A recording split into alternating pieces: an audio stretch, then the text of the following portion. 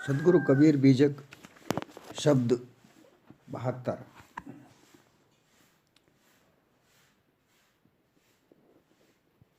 चलहु का टेढ़ो टेढ़ो टेढ़ो, दसऊं द्वार नरक भरे बूढ़े।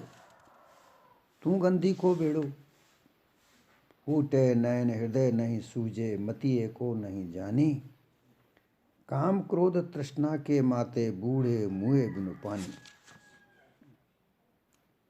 जो तन जारे तन भस्म होए धुरी, गाड़े फिर मिट्टी मिट्टी खाई। सीकर स्वान काग का भोजन, तन की है बढ़ाई। चेतिन देखु मुग्ध नर बोरे, तो ही ते काल न दूरी।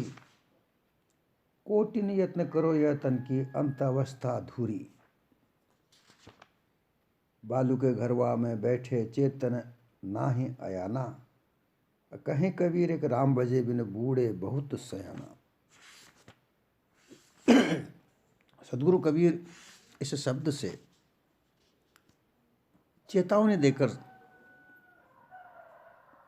मानव समाज को चेताना चाहते हैं कि हे नरलोक, हे मनुष्यों, हे लोगों, तुम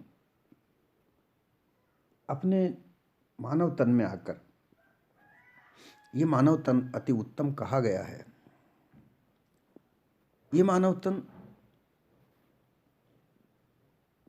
84 लाख योनि में सबसे अति उत्तम है, और इसमें तुम आकर अपने आप को भूलकर यौवन दशा में आकर कर मदमस्त में होकर टेढ़े होकर चलते हो। सुंदर स्त्री पाकर धन के मद में, परिवार के उन्माद में मदान्ध होकर, किसी को न कुछ गिनकर तन कर चलते हो, टेढ़ा होकर चलते हो, मनमाने होकर चलते हो। यहाँ टेढ़ा टेढ़ा 3 बार साहब ने कहा है। पहली बार टेढ़ा टेढ़ा जब चलता है बालक होकर, जब वो बालक होता है तो सही से नहीं चल पाता है, वो घुटनों के बल टेढ़ा टेढ़ा चलता है, बालक अवस्था है। दूसरी अवस्था में जब वो यौवन अवस्था को प्राप्त करता है, जवान होता है, तो वो जवानी के घमंड में होकर तन कर चलता है, टेढ़ा हो जाता है पीछे की ओर, सीने को तान कर, आगे सीना तान कर पीछे, ऐसे टेढ़ा होकर चलता है। तीसरा, जब वो बुढ़ापा उसको आता है, तब वह उसकी कमर झुक जाती है, तब टेढ़ा हो जाता है। साहब ने तीनों प्रकार के टेढ़े को समझा कर इस मानव को कहा, क्या टेढ़ा टेढ़ा चलता है? तू अपने आप को जान ही नहीं पाया। धन के मद में, स्त्री के मद में, परिवार के मद में, सुंदरता के मद में, मान सम्मान के मद में, और फिर बुढ़ापा होने के पर रोग से त्रस्त होकर, बुढ़ापे से त्रस्त होकर, अभाव से त्रस्त होकर तू टेढ़ा टेढ़ा होकर चलता है। ये टेढ़ापन तेरा नहीं मिटा, इसको मिटने के लिए तूने कभी सोचा ही नहीं।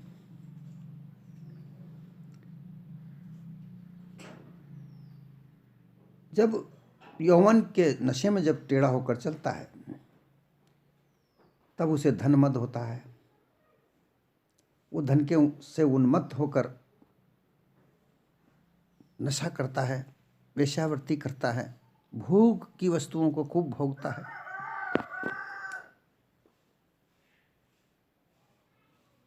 कान से अच्छे अच्छे संगीत को सुनता है, स्त्रियों के बहुत मोहनीय वचनों को सुनता है, मुख से विभिन्न प्रकार के भोज्य पदार्थों को खाता है, नाक से बहुत प्रकार की सुगंधों को ग्रहण करता है, और लिंग से, मुख की जबान से बहुत भोगों को भोगता है। उनको प्राप्त करके उन्मत्त होकर वो टेढ़ा होकर चलता है। अपने आप को मदमस्त हाथी की तरह वो पीछे की ओर टेढ़ा होकर सीने को तान कर चलता है।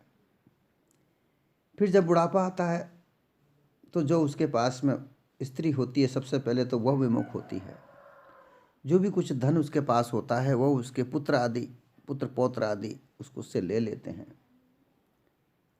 और फिर बीमार हो जाता है, किसी की आँख फूट जाती है, कान रुंध जाते हैं, कमर टूट जाती है, हाथ पांव टूट जाते हैं, चलना फिरने के लायक नहीं रहता है, एक शैया पर पड़ा पड़ा चिल्लाता रहता है।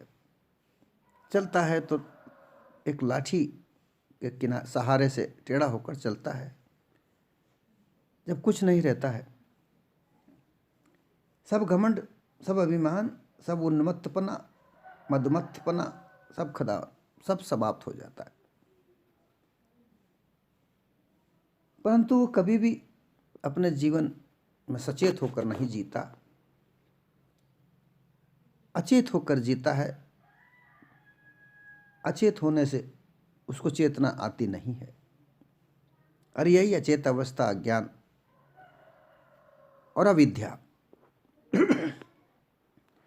अज्ञान और अविद्या विषय भोग की ओर उसकी अशुद्ध मति को लगाती है। जो मति है अविद्या और ज्ञान से मति उत्पन्न होती है। अज्ञान और अविद्या ये दोनों से ही मति बनती है। वह अशुद्ध मति होती है, भोगावृत्ति होती है, विषयों को भोगने में वह लगी रहती है। और विषयों को भोगने में अज्ञान पूरी तरीके से सहायक होता है। वह उसके मन पर मल विक्षेप का आवरण अज्ञान खुद चढ़ाता रहता है।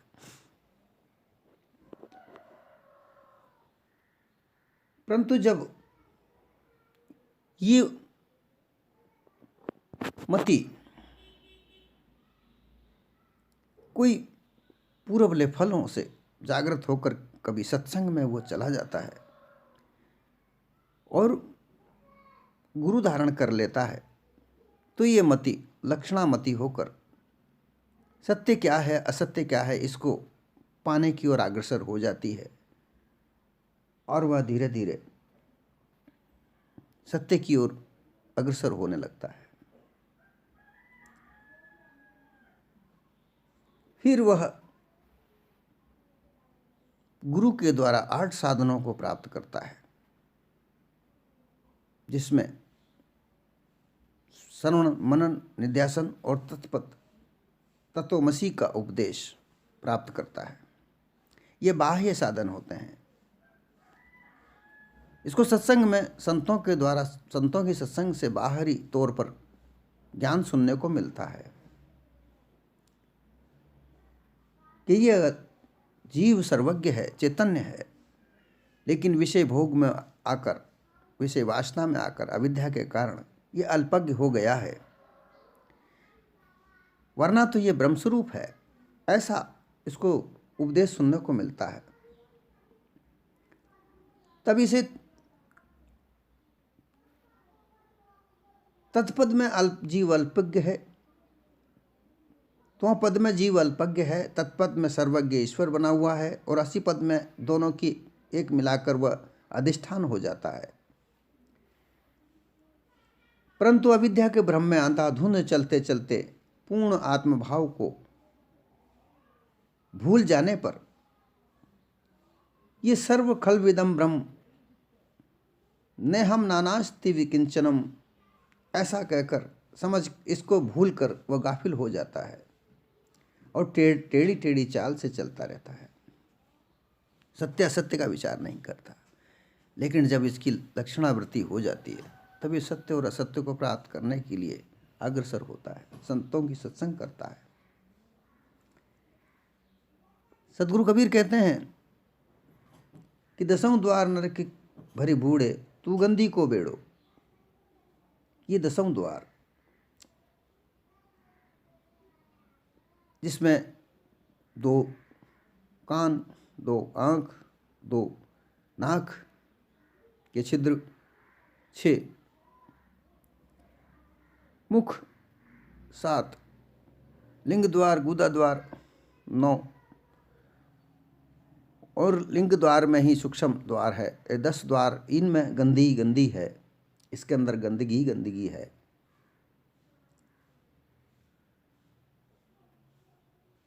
पूर्व, पश्चिम, उत्तर, दक्षिण, आग्नेय कोण, वायव्य कोण, ईशान्य कोण, नैऋत्य कोण, अधर और उधर, ये 10 दिशाओं भी कहा जाता है। अर्थात इस मानव तन के उत्तर पूर्व 10 दिशाओं में ऊपर नीचे सभी जगह गंदगी गंदगी भरी हुई है। जब तक तुम अपने आप को न जानो, अपने आत्मस्वरूप को न जानो, जब तक ये विषय आसक्ति को त्याग कर लक्षणावृत्ति में नहीं लगे कि सत्य और असत्य क्या है, ये लक्षणावृत्ति है। ये लक्ष्य को प्राप्त करने के लिए इस वृत्ति को जागृत न करके अशुद्ध वृत्ति को शुद्ध वृत्ति की ओर अग्रसर, अशुद्धता को त्याग कर इस वृत्ति को शुद्धता की ओर अग्रसर करने के लिए प्रयास न किया जाए, तब तक तुम इस गंधे के ढेर में पड़े हो, वो टेढ़ा टेढ़ा चलते हो। कभी कोई तुमसे किसी प्रकार की विषय वासना को त्यागने की बात कहता है तो तुम उससे टेढ़े टेढ़े जवाब देते हो। ये टेढ़ापन है, तुम टेढ़ेपन में चल रहे हो। दुर्गंध के नरक पूर्ण में, भवसागर में 84 योनियों बोझा ढोके चल रहे हो। इसे प्राप्त करने के लिए ही तुम्हें 8 साधन बताए जाते हैं। संतों का संग करे, श्रवण मनन करे, निध्यासन करे और तत्वमसी का सबसे पहले, ये वेदांत के अनुसार तत्वमसी का। परंतु सदगुरु कबीर कहते हैं कि आत्मज्ञान बिना नर भूले, कौमत्रा कोई काशी। आत्मज्ञान का मतलब है अपने आप को, निज स्वरूप को जानना। आत्मा का ज्ञान ये अलग है, आत्मज्ञान निज स्वरूप को जानना, यह आत्मज्ञान। शरीर की चमक दमक में, विषय वासना की चमक दमक में, माया संसार के मायावी चमक दमक में अपने आप को भूलकर और केवल विषय भोग को सत्य मानकर अपने जीवन को दुर्गंधिपूर्ण बनाकर अपने आप को भूल रहे हो। परंतु जिनसे तुम रूप देख रहे हो, जिनसे तुम गंध सुगंध का अनुभव करते हो, फूटे नैन हृदय नहीं सूझे, मति एको नहीं जानी। जब तुम धीरे धीरे वृद्धावस्था की ओर जाओगे तो आंखें फूट जाएंगी, आंखों से दिखना बंद हो जाएगा। और जब आंखों से दिखना बंद हो जाएगा तो फिर हृदय में कुछ नहीं सूझता है। ये जब तक आंखें संसार को देख रही हैं तब तक हृदय रूपी 2 आंखों को खोल लेना चाहिए। बुद्धि और विवेक नाम की 2 आंखें हृदय की कही गई हैं। सतगुरु कबीर ने कहा है मन की आंख ही ज्ञान है, मन की आंख को ज्ञान को कहा है। और ज्ञान की आंख ही बुद्धि, ज्ञान की भी आंख बुद्धि है। जाकी आंख विवेक की ताकत, तन और मन शुद्धि। तो बुद्धि और विवेक 2 आंखें हृदय में होती हैं। जब बाहर की आंख नहीं खुलेगी, आंख की दोनों आंखें ज्ञान के द्वारा नहीं खुलती हैं। ये बाहर की आंखें जिनको हम देख रहे हैं संसार को, ये खुली हुई नहीं हैं, ये तो अंधी आंखें हैं। ये ज्ञान के द्वारा खुलती हैं। जब ये आंखें खुल जाती हैं, परंतु जब तक ये खुली हुई हैं तब तक ही ये खुलती हैं। अगर ये बंद हो जाती हैं तो फिर कुछ नहीं, हृदय की आंखें भी नहीं खुलती हैं। मति, 5 मतियां बताई गई हैं। एक मति है जो अशुद्ध मति है, जो अविद्या और अज्ञान के साथ रहती है। एक मति है जो लक्षणा मति है, वो सत्य क्या है असत्य क्या है इस लक्षण को प्राप्त करने के लिए इस लक्ष्य को और आगे बढ़ती है। एक शुद्ध मति है जो आत्म स्वरूप को जानती है, निज स्वरूप को जानती है। एक केवल मति है जो केवल आत्मा में लिप्त होकर केवल आत्मा स्वरूप को ही जानकर उसमें स्थित हो जाती है।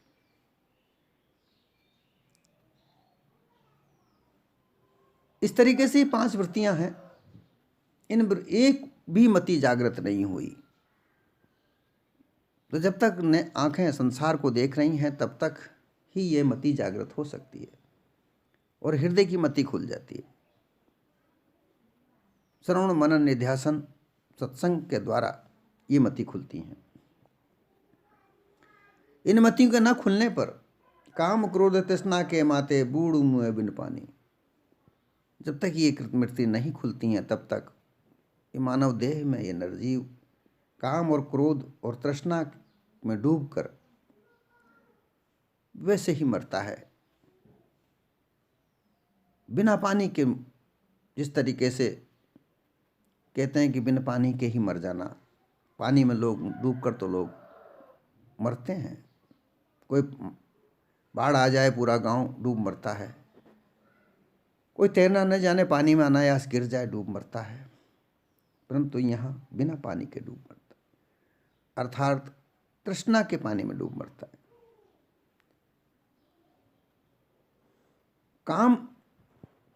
काम से अपने आप को विषय आसक्तियों में लगाना का काम है। ये काम की पूर्ति होती है तो प्रसन्नता प्राप्त होती है, काम की प्राप्ति न हो तो क्रोध उत्पन्न होता है।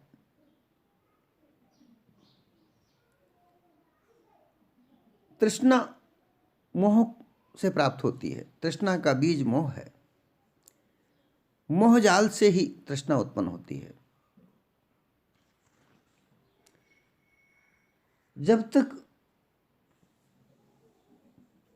ये आंखें हैं तब तक संतों का संग करके सत्संग करके उनका वचन श्रवण करके मनन करके निध्यासन करके अपने हिये की दोनों आंखें खोलना चाहिए।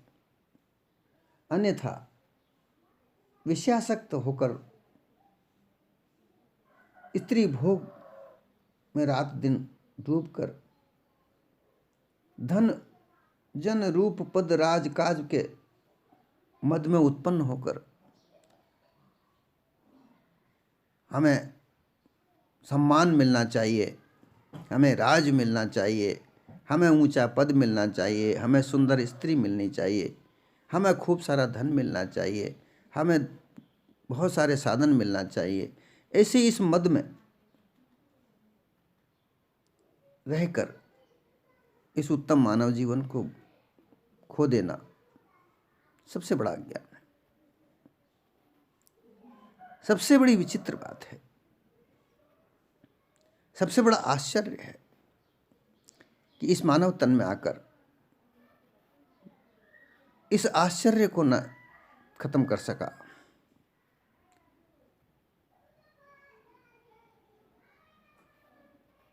सतगुरु कबीर ने एक जगह कहा है कि ज्ञान हुआ तब जानिए जब अचरज ना होए।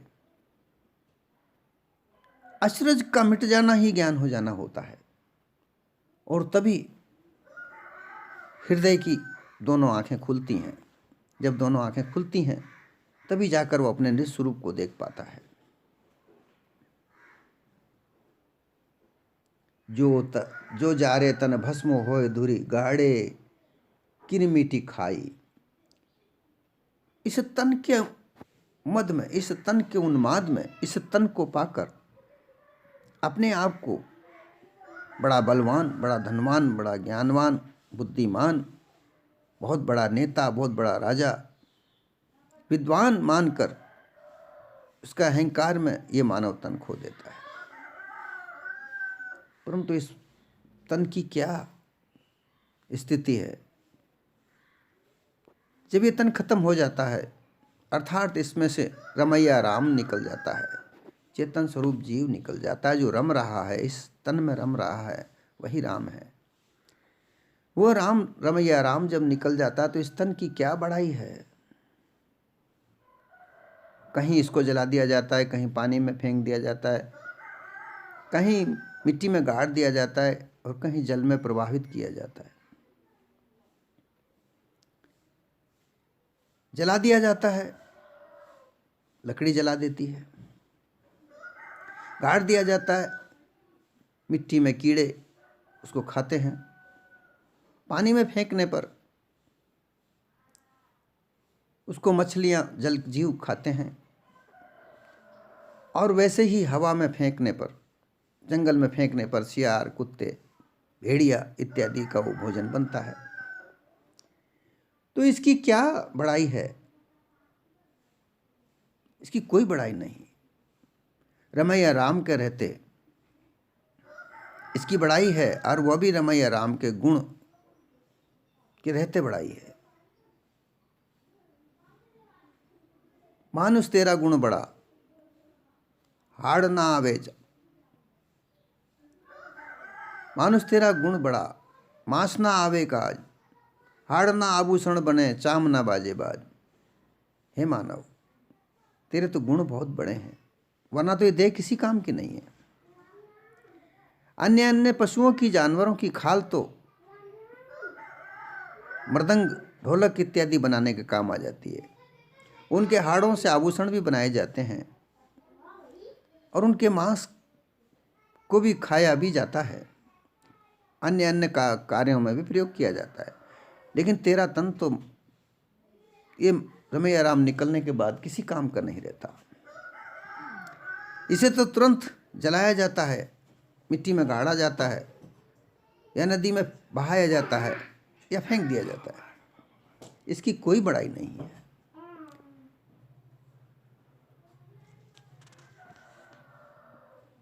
सीकर स्वान काग का भोजन, तन की है बड़ाई। इस तन की इतनी सी बड़ाई है कि जंगल में अगर इसको फेंक दिया जाए तो कुत्ता, सियार, काग, गिद्ध इत्यादि का ये भोजन बनता है, और इससे ज्यादा कोई बड़ नहीं, इसकी कोई बड़ाई नहीं। इसमें रमता हुआ जो रमैया राम है, उसका रहते ही इसकी बड़ाई है, और वो भी उसमें गुण हो तो बड़ाई है, वरना किसी काम का नहीं। चेतन देख मुग्ध नर बोरे, तो हिते काल न दूरी। बोरे, हे बावड़े मनुष्य, हे पागल मनुष्य, विषय आसक्तियों में मुग्ध मनुष्य, तू अपने आप को चेतता क्यों नहीं है? अपने आप के अंदर अवगुणों को दूर क्यों नहीं करता है?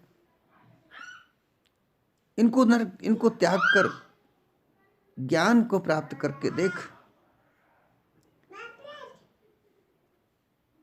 तू देख, तेरे सामने काल सामने आ रहा है, तेरे से दूर नहीं है, धीरे धीरे धीरे धीरे तेरे सामने आ रहा है। स्त्री पुत्र, धन, घर, राजकाज, विषय भोगों में तुम लोग मुग्ध, मोहित हुए, मूढ़ होकर, गंवारों की तरह पागलपन होकर के अचेत हुए पड़े हो।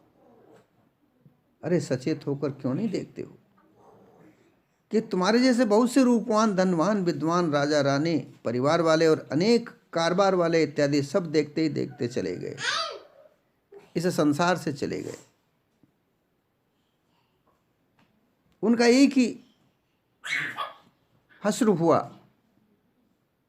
कि वो देह छोड़कर चले गए, और उनकी देह को अग्नि में जलाया गया या मिट्टी में गाड़ा गया, और इससे अलावा उनका कोई नाम निशान नहीं रहा। तुम चेतते क्यों नहीं हो? चेत कर अपने देखो। कितने ही यत्न कर लो, गुरुआ प्रपंची लोग ये यत्न बताया करते हैं, भक्ति का, ज्ञान का, योग का इत्यादि यत्न बताते हैं। भक्ति करने पर भी लोग अपने आप को नहीं जानते, योग करने पर भी आत्मा सोई परमात्मा क्षणिक विज्ञान के आधार पर इस सिद्धांत को मानकर वो उसमें परमात्मा में मिलने का प्रयास करते हैं। ज्ञानी ब्रह्म ज्ञान को लेकर ब्रह्म स्वरूप होने का प्रयास करते हैं, लेकिन वो अपने निज स्वरूप को, ब्रह्मैया राम चेतन स्वरूप को नहीं जान पाते हैं।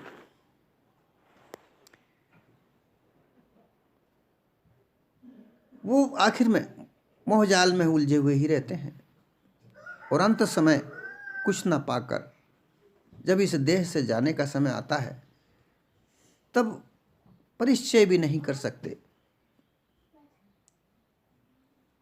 और इस हष्ट पुष्ट बलिष्ठ देह को जो योगी लोग, जो भक्त लोग, अरे बाल ले जा रही है ऐसे, सदा कायम रखने के लिए कायाकल्प अपनाते हैं, वर्षों तक जीने का प्रयास करते हैं, शरीर को बलिष्ठ रखने के लिए विभिन्न प्रकार के प्रयास करते हैं। जड़ी बूटियों के द्वारा दूधाहारी फलहारी रहकर, गुफाओं में जाकर छिपे रहकर कर्म, उपासना, योग और ज्ञान विज्ञान आदि का संपूर्ण साधना करके युक्ति प्रयुक्ति संयम नियम से अपने आप को लंबी समय तक जीने की कोशिश करते हैं कि हमारा ये देह अमर हो, हम नहीं मरें, ऐसा प्रयास करते हैं। लेकिन अंत में बड़े बड़े योगी, बड़े बड़े ऋषि, बड़े बड़े मुनि इस देह को त्याग कर गए। वो इस संसार में नहीं रहे, लेकिन भूल नहीं मिटा पाए। अपने से न्यारा किसी अन्य को परमात्मा मानकर उसको प्राप्त करने की ललक उनमें हमेशा बनी रही, परंतु उस परमात्मा को, उस ईश्वर को वो जान नहीं पाए और अंत में उस लालसा को लिए वो इस देह से चले गए। बालू के गरवा में बैठे चेतन नहीं आया ना। ये देह एक बालू के समान है, बालू का ढेर। रेगिस्तान में बालू का ढेर होता है, रेत का ढेर होता है। वो रेत का ढेर जब तेज हवाएं चलती हैं, वह ढेर का ढेर, पूरा ढेर बालू रेत का उस हवा के सहारे एक दूसरी जगह पे जाके चला जाता है, उड़ के दूसरी जगह पर स्थापित हो जाता है। इसी तरीके से ये ढेर, ये देह भी बालू का ढेर है जो दिनों दिन नश्वरता की ओर बढ़ती जा रही है। इसका नाश होता चला जा रहा है और एक दिन ये कच्चा घर, मिट्टी की तरह बना हुआ घर नष्ट हो जाता है और उसमें रहने वाला जो चेतन स्वरूप जीव है, इस जीव के ही विभिन्न प्रकार के नाम दिए जाते हैं, मानिंदियां दी जाती हैं। प्रत्यक्ष, परोक्ष और अपरोक्ष, ये तीन प्रकार से मानिंदियां होती हैं। प्रत्यक्ष जो विषय वासना के द्वारा प्रत्यक्ष में देखा जाता है, वह मान्यता। अपरोक्ष रूप से अनुमानित किया हुआ और अपरोक्ष जो यथार्थता से जाना गया चेतन स्वरूप, इस जीव का जो रूप है, निज रूप है, जो कभी नष्ट नहीं होता, जो नित्य है, जो एक रस है, उसको पहचान लेना, उसको जान लेना, यह अपरोक्षता है।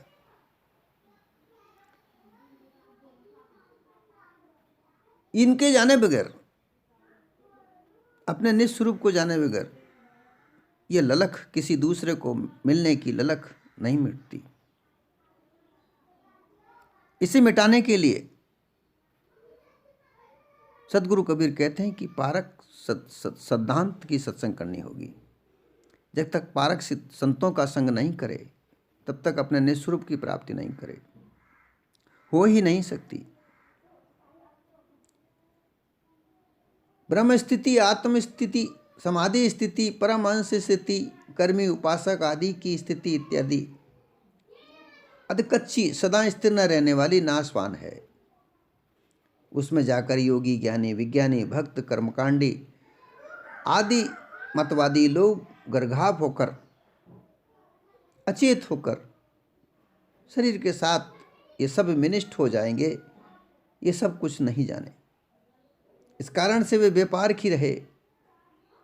अविवेकी लोग अयाना अर्थात अज्ञानी भ्रमित होकर भूले रहे। निज चैतन्य शुद्ध पारक स्वरूप को किसी ने भी नहीं जाना।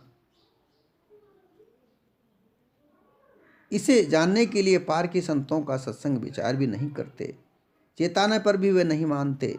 ऐसे कठोर अयाने बने हुए हैं, अर्थात जड़त्व को प्राप्त किए हुए रहते हैं। हठ, पक्ष, दुराग्रह, मिथ्या मानिंदी में लगकर जड़ाध्यास में बंधे पड़े हैं।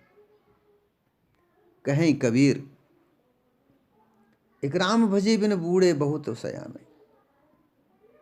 सदगुरु कबीर कहते हैं कि ज्ञानी, विज्ञानी आदि भ्रमिक गुरुवा लोगों ने वाणी से अनुमान कल्पना बढ़ा करके एक आत्मा राम ही सर्वश्रेष्ठ परिपूर्ण ब्रह्म व्यापक सर्वधिष्ठान सत्य है, उसी का नाम स्मरण भजन कीर्तन भक्ति भाव करो, आत्मनिष्ठ हो रहो, तभी मुक्ति होगी। एक राम की भजन भक्ति किए बिना जीवन बंधन नहीं छूटेगा इत्यादि रोचक वाणी सुना सुनाकर जीवों को बुलाया, फंसाया।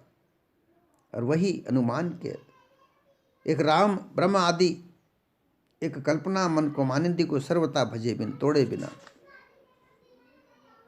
उस ब्रह्म दूर भागे बिना, धोखे से अलग हुए बिना जीव का वह बंधन कभी नहीं छूट सकता।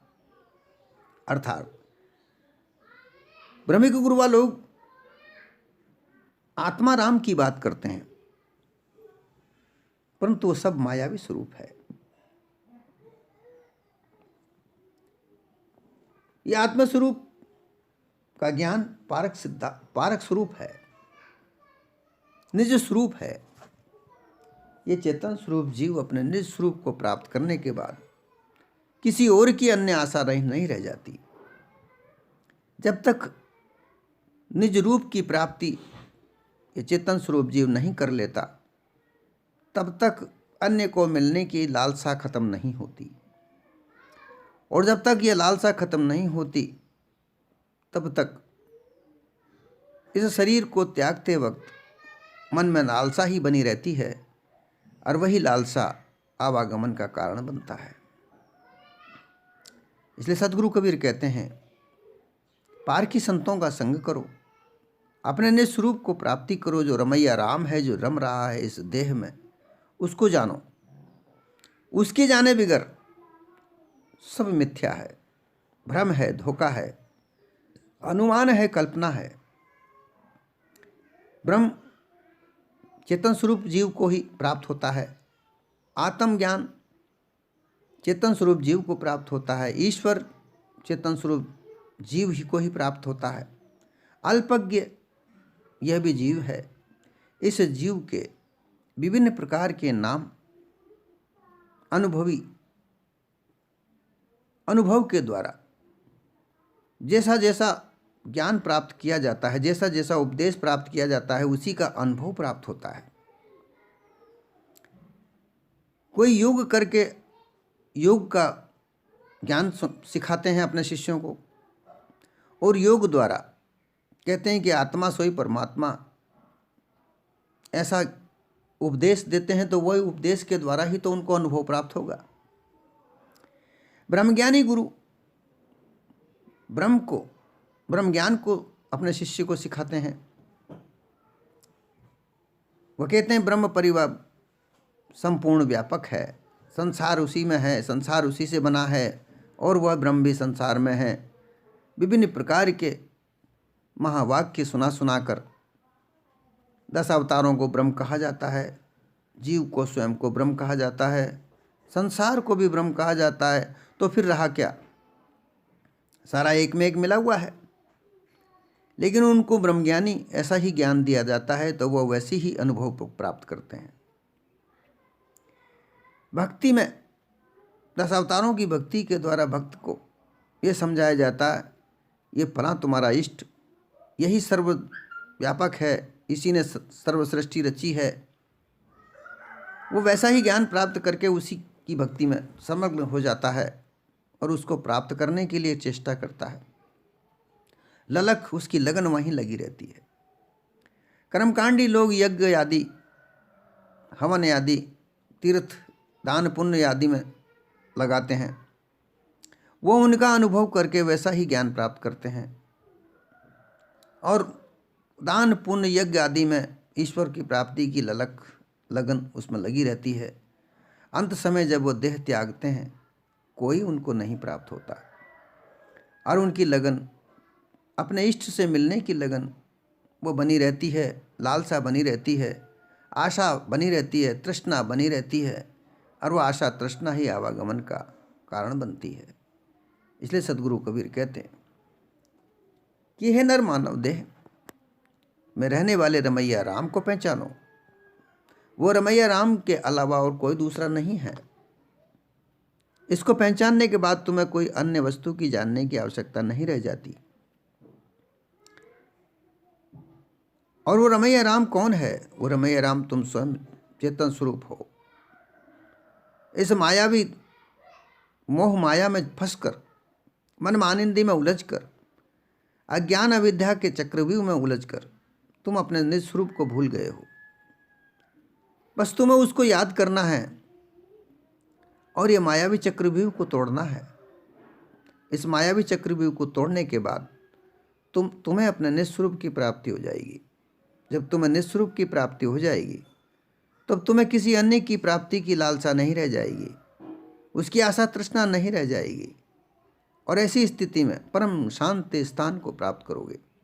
जब तुम परम शांत स्थान को प्राप्त करोगे, जब तुम्हें किसी अन्य की आशा ना रह जाएगी, निरिच्छा हो जाओगे, अपने निस्वरूप में स्थित हो जाओगे, तब तुम्हारा आवागमन इस संसार से मिट जाएगा। अपने निस्वरूप में तुम निश्चित हो जाओगे।